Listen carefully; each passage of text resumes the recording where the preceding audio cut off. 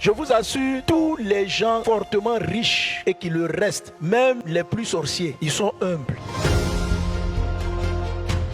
Il dit beaucoup de choses sur Bill Gates, mais j'étais étonné de voir comment il lit encore des cours de management. Chaque début d'année, il recommande aux gens de lire certains ouvrages. Je dis quoi, ça veut dire que lui là, il est en train d'apprendre auprès d'autres personnes comment on gère. Quelle humilité!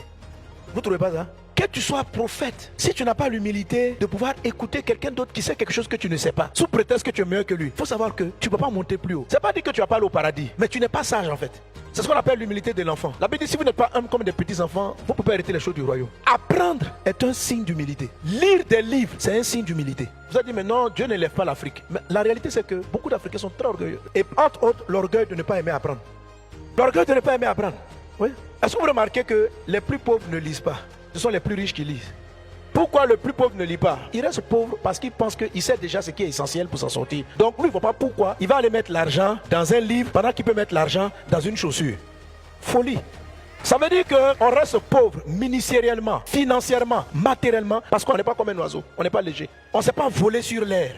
On sait déjà. Donc actuellement, on dit ce dont tu as besoin, c'est quoi? Il faut que je mange. Parce que si j'ai un peu d'argent, je t'assure que je ferai mieux que l'autre. Tu racontes n'importe quoi. Il sait des choses que tu ne sais pas. Mais tu te sens trop fort. Ou bien tu trouves que entre t'acheter une belle chemise et puis prendre ton argent pour aller apprendre ce qu'il sait là, tu trouves que c'est mieux d'avoir la chemise parce que ce qu'il sait là, toi tu peux avoir ça facilement. Le pauvre ne valorise pas la connaissance. Il valorise la consommation. Donc pourquoi, malgré tes prières, tu restes à la galère? Parce que tu valorises la consommation et non l'apprentissage. Entre hier et aujourd'hui, tu as appris quoi?